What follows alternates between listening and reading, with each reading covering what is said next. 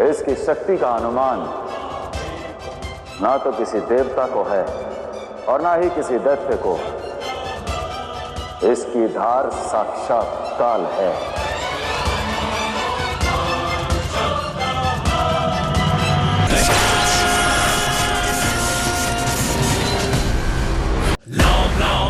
लंकाधिपतये लिं लिं लीं लंकेश लूं लूं लूं जिह्वां शीघ्र आगच्छ आगच्छ दाय मारे मारे काटे काटे काटे बूम। वहीं रुक जाओ दुष्ट, वहीं रुक जाओ।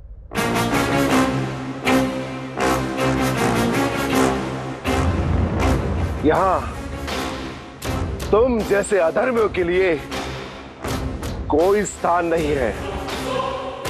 इसी क्षण पीछे मुड़ो और चुपचाप लौट जाओ।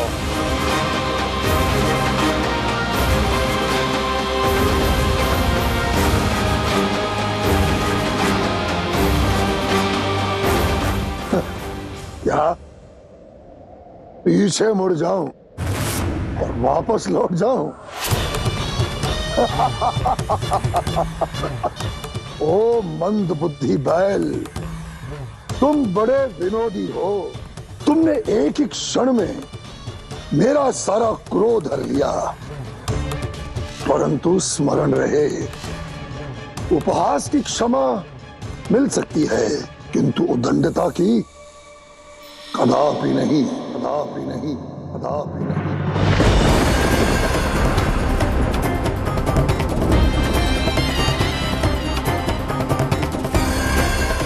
तीनों लोकों में ऐसा कोई स्थान नहीं जो दशानन को रोक सके। अब जो काम स्वयं ईश्वर भी नहीं कर सकते, वो काम एक बैल करेगा, बैल करेगा, बैल करेगा।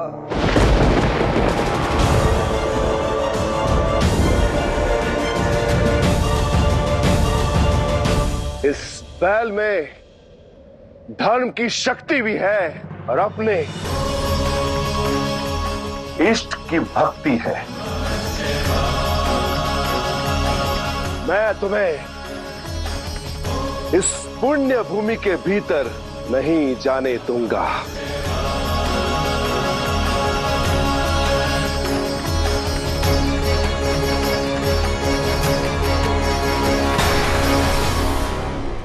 कैसा भक्त है ये जो अपने ही भगवान को युद्ध की चुनौती दे रहा है। दशानन ने शिष्टाचार की हर एक सीमा पार कर दी। पिताश्री, अब तो आज्ञा दीजिए, मैं इस उद्दंड का उसे दंड देकर आता हूँ। आप अब भी मौन क्यों हैं? किस क्षण की प्रतीक्षा कर रहे हैं? दशानन के चयन की। हे महादेव, यदि आप कहेंगे तो मैं अपने प्राण हंसते हंसते आपके चरणों में न्यौछावर कर दूंगा, किंतु अपना राज धर्म कदापि नहीं त्यागूंगा।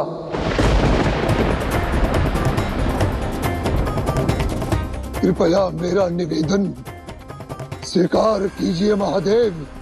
इस संपूर्ण संसार में केवल आप ही हैं जो न्याय संगत है, निष्पक्ष है। कुबेर को लौटाइए महादेव, अन्यथा मुझे युद्ध की अनुमति प्रदान कीजिए, प्रदान कीजिए, प्रदान कीजिए।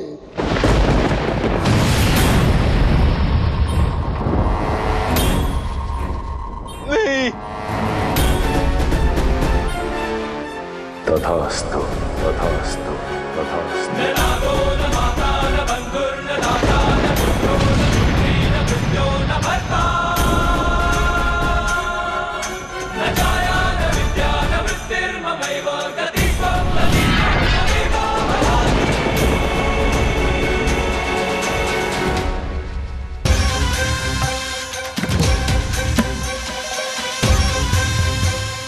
दशानन, ये कैसा दुस्साहस है?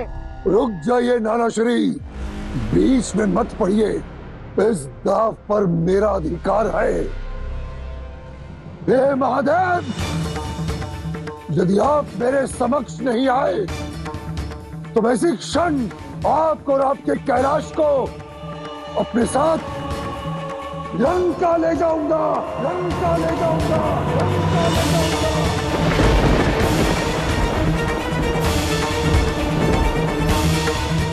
दशानन, अपने अहंकार में तुम एक सत्य भूल गए।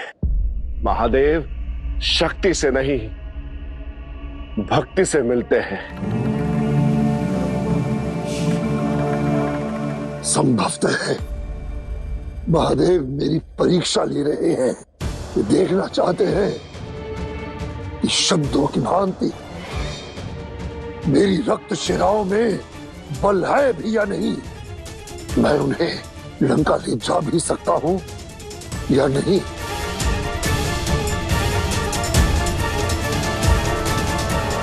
हे महादेव, या तो मेरे समक्ष नीचे आइए या फिर मेरे साथ लंका चलने के लिए सज्ज हो जाइए, सज्ज हो जाइए, सज्ज हो जाइए।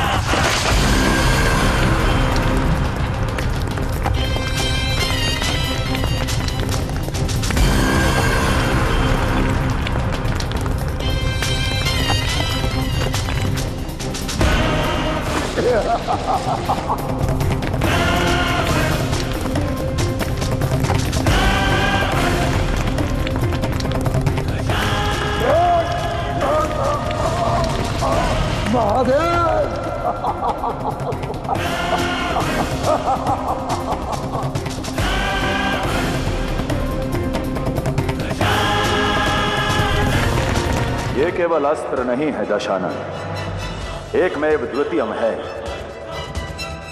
ये मेरे मस्तिष्क पर सजे चंद्र से जन्मा है। ये चंद्रहास है।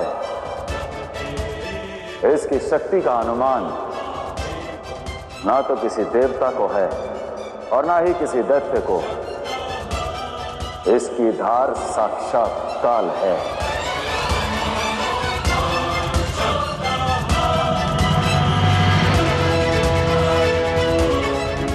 आओ, करो ग्रहण से। आपकी आज्ञा शिरोधार्य है।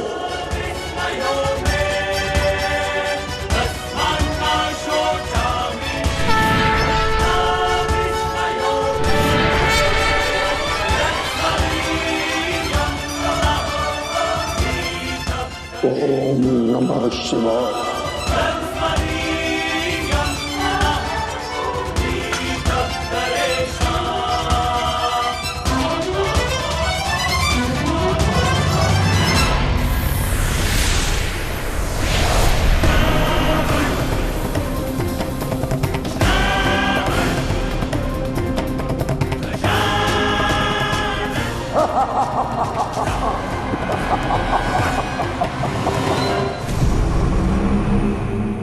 महादेव, आपकी इस शक्ति ने मेरी भक्ति धन्य कर दी है।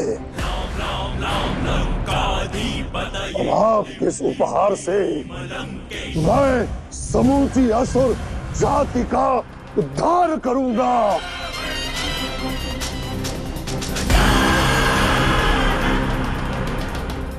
रावण, शक्ति को प्राप्त करना जितना सरल होता है, उसके दायित्व को निभाना उतना ही कठिन होता है।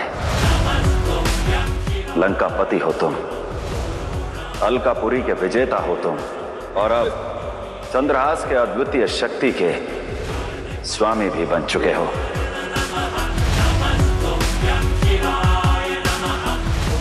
एक सत्य सदैव स्मरण रखना वत्स, हर दिव्य अस्त्र की अपनी एक चेतना होती है, अपना एक स्वभाव होता है,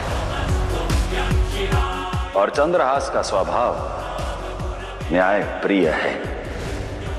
ये अस्त्र केवल तभी अपनी संपूर्ण प्रचंडता दिखाएगा जब तुम्हारा वार धर्म और न्याय के साथ होगा, अधर्म के विरुद्ध होगा।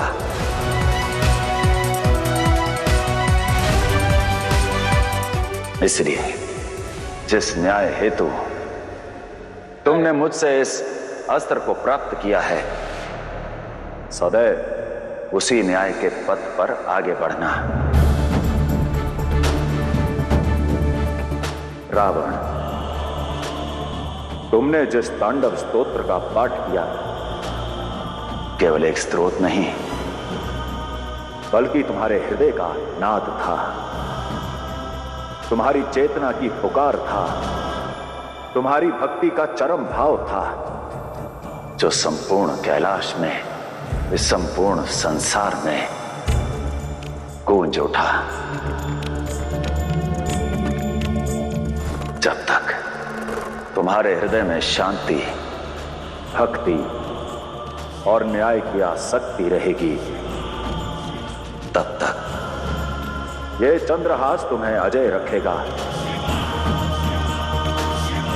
और जिस क्षण तुम्हारा हृदय संयम खोएगा,